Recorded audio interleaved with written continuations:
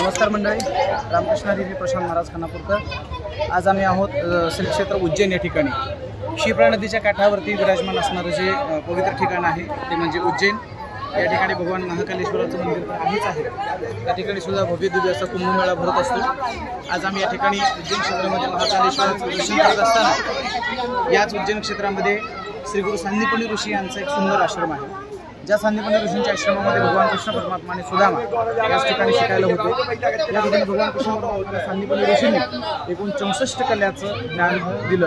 त्या 64 कला या ठिकाणी भिंतीवरती अगदी सुंदर अशा फोटोने अगदी शब्दबद्ध केलेल्या आहेत। यामध्ये प्रत्येक गोष्टीची कला आहे। स्वयंपाक करणे ही सुद्धा कला आहे, अंथरूण करणे ही सुद्धा कला आहे, फुलाच्या माळा गुंफणे किंवा फुलं अंथरणे ही सुद्धा कला आहे, गायन वादन नृत्य याप्रमाणे व्यायाम ही सुद्धा अशी कला आहे। त्याचप्रमाणे भोजन वाढणे ही सुद्धा कला आहे। अशा अनेक गोष्टींचा मिलाप 64 कलांचं वर्णन या ठिकाणी सांदीपनी ऋषींच्या आश्रमात करण्यात आलेलं आहे। आज आम्हा सर्व भाविकांना या सांदीपनी ऋषींच्या आश्रमाचं सुंदर असं दर्शन या ठिकाणी घडलेलं आहे। ज्या ठिकाणी भगवान कृष्ण परमात्मा काही दिवस वास्तव्यास राहिले त्या पवित्र भूमीला आज चरणस्पर्श करण्याचं भाग्य आमच्याकडे झालं। आपल्याला जेव्हा केव्हा भविष्यामध्ये संधी मिळेल त्यावेळेला नक्कीच आपण उज्जैन क्षेत्रामध्ये आल्यानंतर सांदीपनी ऋषींच्या या आश्रमाला भेट दिल्याशिवाय राहू नका एवढीच आपल्याला विनंती करतो।